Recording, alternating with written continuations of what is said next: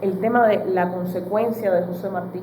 O sea, no solo desde el punto, o sea, número uno, supo ser consecuente con lo que pensaba. O sea, decía lo que pensaba y hacía lo que decía.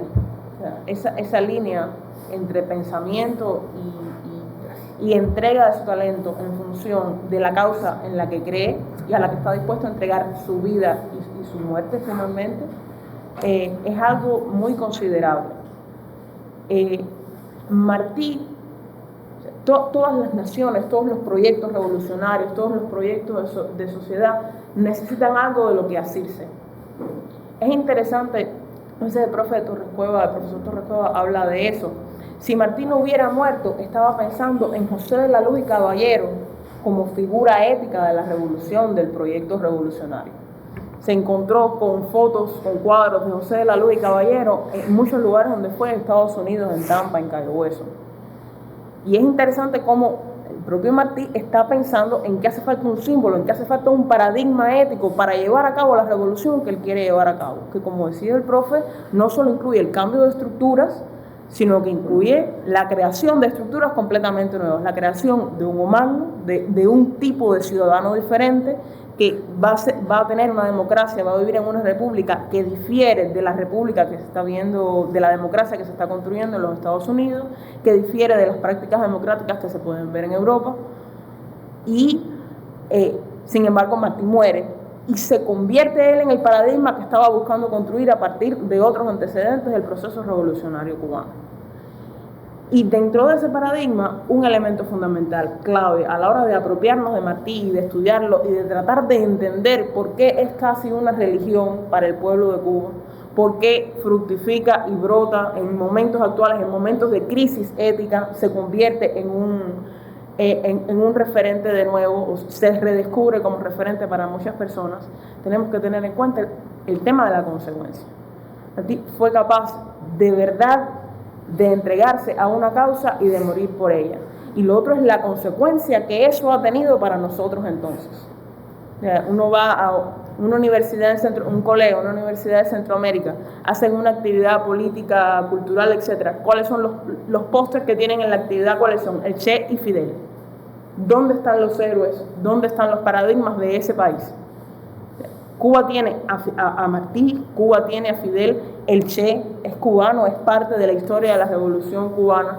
Cuando hablamos del privilegio que tiene Cuba o de la suerte que tenemos de tener figuras así, a veces no pensamos en qué hubiera sido de Cuba sin esas figuras o qué importancia tiene verdaderamente tener un paradigma ético nacido en el territorio de uno que se dedicó a la revolución, a construir la realidad que ahora mismo nosotros estamos viviendo y con la cual debemos ser consecuentes, ¿no? Si nos sentimos comprometidos con los problemas que estamos viendo, con todo lo que ellos dejaron por hacer y con todo lo que lograron hacer en vida. Creo que es algo a tener en cuenta a la hora de analizar fenómenos como estos del ultraje a los gustos, etc. Martí como símbolo siempre va a estar en disputa. Se dice una y otra vez, Martí como símbolo, como paradigma, siempre va a estar en disputa.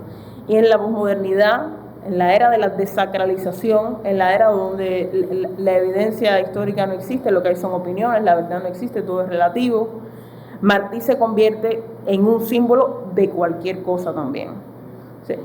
Número uno, llamar la atención siempre va a ser un factor clave. Si uno quiere llamar la atención rápido y mal del pueblo de Cuba, zarandear, llegar a donde poco puede llegar, con José Martí se puede llegar. Y el más apolítico, el más desentendido, oye y opina y tiene una opinión y tiene ganas de hablar de lo que pasó con los gustos de Martí. O sea, llamar la atención. Y el otro lado es como argumento socorrido, ¿no? Un elemento legitimador de cualquier tipo de opinión política, económica, social, medioambiental. Si lo dijo Martí, está bien dicho. Se saca la frase y se usa. Se más referencia o ni se referencia y se usa como un legitimador de las opiniones de uno. Para bien, para mal, o simplemente ni bien ni mal. Se usa con conocimiento de causa o sin conocimiento de causa. Porque lo dijo en un momento determinado, debe servir para siempre.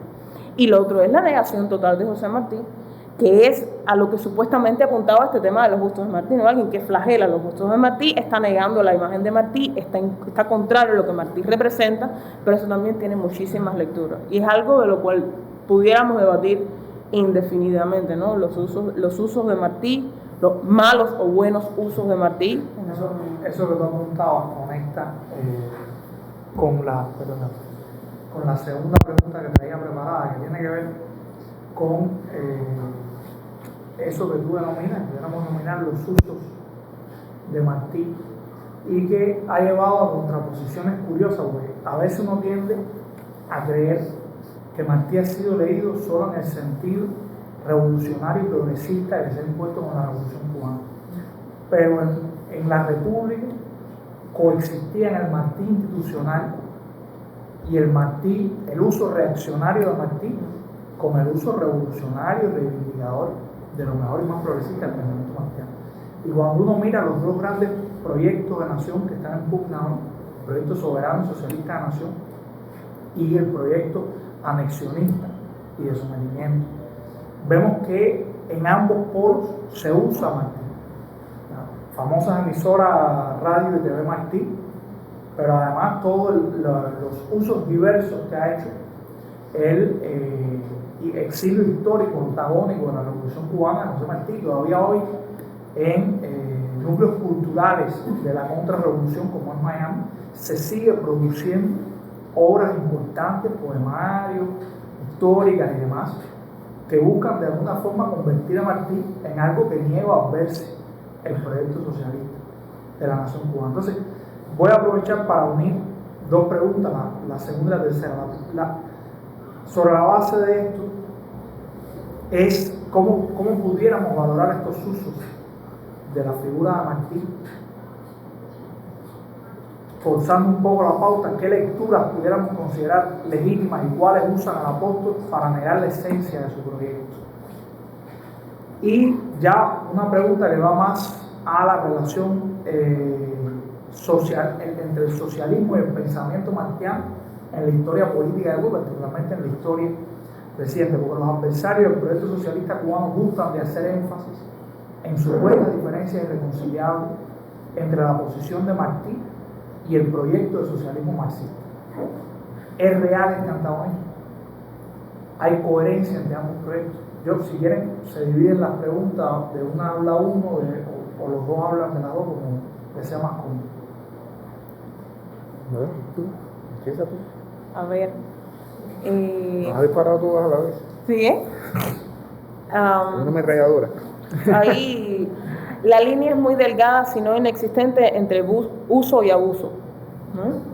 En algún momento Martín mencionó algo de eso, ¿no? Recurrir siempre al pasado es un arma de doble filo, siempre es peligroso, tanto en política como en el arte militar, como en la vida, algo así. Y tiene toda la razón. Creo que todo lo que hagamos, todo lo que se hace a nombre de Martí, todo lo que se dice a nombre de Martí, todo lo que se atribuye a que puede haber sido una conducta que Martí hubiera hecho, que Martí hubiera seguido, etc., es humano traspolar realidades, asumir, aprender ejemplos y experiencias pasadas y tratar de adaptarlas a nuestra realidad y aplicarlas con un proyecto de futuro, con un proyecto de cambio de nuestras realidades. Es completamente humano y es legítimo. Ese es el progreso, ¿no? La negación de la negación, o sea, se niega lo existente y luego eso será negado, se toman experiencias pasadas para construir los futuros.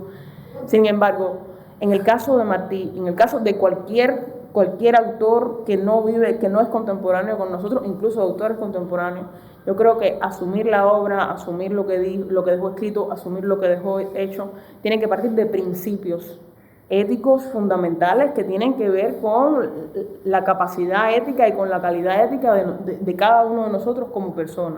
Número uno, tiene que partir del conocimiento. Y ahí uno entra en un pacto, o llega directamente a la obra, asumiendo que la obra es fidedigna, ¿no? Que lo que estamos leyendo es fidedigno, efectivamente lo dejó la persona, en este caso José Martí, y el otro es un pacto con los que estudian a Martí y decidimos confiar en estas fuentes legitimadoras, ¿no? En estas fuentes legitimadas por la experiencia, por la práctica, etcétera, a la hora de llegar a Martí y decir, bueno, si esto lo dice el profesor Pedro Pablo lleva décadas estudiando la figura de Martí, tiene acceso a tales y tales fuentes, o sea, a la hora de discernir en qué nos vamos a basar para asumir una posición, para hablar de Martí, etcétera, creo que esos son elementos que debemos tener en cuenta. Eso es muy importante, por ejemplo, para hablar de esta supuesta dicotomía entre proyectos. Digo supuesta porque el proyecto anexionista no es tal. O sea, el anexionismo, como en su momento Martí reconoció, ha sido un elemento siempre presente, siempre latente e impotente dentro del complejo panorama político cubano. Pero Estados Unidos no quiere anexarse a Cuba. Si vamos a hablar de un contraproyecto al proyecto socialista cubano, hablaríamos de un plan contrarrevolucionario, un plan de una Cuba diferente a la que estamos tratando de construir, que sería el camino a la barbarie, ¿no? Pudiéramos decirlo así, podemos debatirlo después. Pero con respecto al otro proyecto y al tema de la si tienen que ver o no, si son ajenos a uno o no, el tema de la martianidad o el ideario martiano y el marxismo como forma de pensamiento o como dogma, creo que hay que hacer las distinciones y no es una conversación que deba hacerse ni rápido ni mal. Yo sí me gustaría compartir algunos elementos, algunas ideas que tengo al respecto. La primera, el marxismo visto como forma de pensar, como forma de entender la realidad, el materialismo histórico, la dialéctica materialista, son herramientas que de hecho se palpan en la forma en la que Martí analiza su realidad, en la forma en que critica su realidad, en la forma en la que aplica esos conocimientos y esas formas de ver su realidad para examinar un caso muy concreto. Por ejemplo, la imperialización del modelo estadounidense de desarrollo. Qué curioso, Marx en su momento basó su crítica, puso en práctica el análisis que hacía de la realidad analizando la realidad económica inglesa, que era la economía más evolucionada de su momento. Martí estaba aplicando su forma muy única y orgánica de analizar la realidad de una forma históricamente condicionada en primera persona porque lo está viviendo, para analizar la sociedad que en su momento es la más avanzada de la época desde el punto de vista que Marx y Engels luego describieron. Estamos hablando de Estados Unidos en plena mutación de capitalismo premonopolista a imperialismo. Y de hecho Martí, elementos del antiimperialismo de Martí nos llevan a analizar 5 características fundamentales que décadas después Lenin va a sintetizar en su texto 5 rasgos, el imperialismo, fase superior del capitalismo, y los 5 rasgos que tenía. La crítica de Martí a los monopolios, la crítica de Martí a la unión del capital industrial y el capital bancario, la aristocracia pecuniaria de la que habla Martí, la exportación de capitales, el tema de las conferencias panamericanas en medio de ese proceso de expansión económica, repartición económica y territorial del mundo. Martí habla de todo eso en las crónicas, los materiales que Martí produce a raíz de las conferencias panamericanas de finales de los 80, inicios de 1890, de la década. Ese antiimperialismo así es parte de un análisis histórico concreto y yo me atrevería a decir que es un análisis marxista, pero desde ese punto de vista, desde el punto de vista de tener el marxismo como forma de pensamiento, como forma coherente de concatenar las cosas, algo que a nosotros nos parece incluso hasta manido, pero uno se da cuenta de que pensamos diferente cuando hablamos con catedráticos de otros lugares del mundo. ¿Cómo enseñan historia en Estados Unidos o cómo enseñan historia en Europa? La escuela no marxista, la forma no marxista, está basada en las personalidades y en lo que hacen en cada momento, o sea, la no temporización, la tendencia a no estudiar las causas o las consecuencias de los hechos más allá de las personas que participan en ellos. Eso uno no lo ve en Martí. Entonces, desde ese punto de vista hay una concatenación impresionante y hay un ejemplo que a mí me encanta, que es la descripción de una situación revolucionaria. Marx habla de que se da una situación revolucionaria cuando los pobres, los más explotados, no quieren, ya las contradicciones se exacerban a un nivel. El sistema agotó en su interior todas las contradicciones, la formación. Y llega a un punto en que las contradicciones son tales que los de abajo los de arriba no pueden contener a los de abajo, ¿no? Algo así. Y Martí dice, tiene una intervención, dice algo como: lo bueno de las injusticias, lo bueno que tienen las injusticias es que vistas en bulto, el hombre se da cuenta de ellas y genera, ¿no? Y busca cambiar su realidad. Entonces, de una manera poética, basándose en condiciones objetivas que ya no tiene, de las que no se puede salir de otra manera que no sea de la violencia, ¿no? El cambio radical de lo que está pasando, el hombre entonces ¿qué actúa? Y es la misma frase, Marx lo dice por un lado y Martí lo dice por el otro en contextos similares. Entonces, desde ese punto de vista, uno siempre se va a encontrar personas que traten de divorciar a Martí de la idea del comunismo, de la idea del marxismo, de la idea del marxismo. Como mismo se va a tratar de encontrar personas diciendo que Martí es comunista y que es socialista. O sea, las etiquetas, con todo el mundo las etiquetas son peligrosas. Con Martí es súper peligroso, súper arriesgado. Mucha tinta y mucho papel se ha dedicado a ponerle adjetivos a Martí. Martí era Martí, revolucionario, progresista, antiimperialista, independentista, nuestro americanista, y todos estos adjetivos tienen detrás una fundamentación, y uno puede citar y no puede decir, pero más allá de eso hace falta mucha más lectura y mucho más análisis y mucha más seriedad a la hora de ponerle estos otros adjetivos a Martí.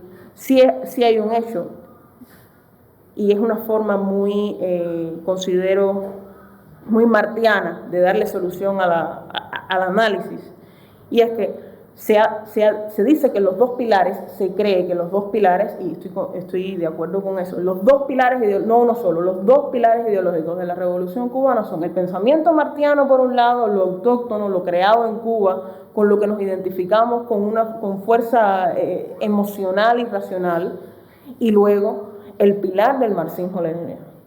Son dos pilares, y lo curioso es que las grandes figuras de la independencia de Cuba, del proceso posterior a la muerte física de Martí, han sido en su gran mayoría martianos y marxistas, desde Mella hasta Fidel Castro y posterior. Es muy interesante cómo para el proyecto de sociedad nuevo cubano, los cabezas principales en cada una de las etapas han creído en la conjunción, son muestra de la conjunción de los dos ideales, de la ética martiana, de la savia martiana, de la experiencia martiana y de la observación que Martí hace de la realidad de Cuba y cómo cambiarla, de la realidad continental y cómo cambiarla, y por otro lado, las herramientas que da el marxismo para entender y para poner nombre y para sistematizar y para estudiar esa forma de ver el mundo que ya Martí tenía en buena medida. Si vamos a hablar del marxismo como la casa hecha en Europa para europeos que hay que construir en América Latina, el marxismo como dogma, marxismo no existe. Pues si vemos al marxismo como caja de herramientas para construir mi casa en mi realidad, según mi clima y según mis necesidades, yo sí creo que Martí es muy cercano, ¿no? a ese marxismo, a esa forma de ver la realidad y de explicarse los acontecimientos. Y creo que es uno de los elementos que nos permite, que contribuyen a su vigencia en la actualidad. Que cuando uno analiza su contexto y es capaz de proyectar para el futuro, es que es capaz de trascender su tiempo. Y Martí hizo eso.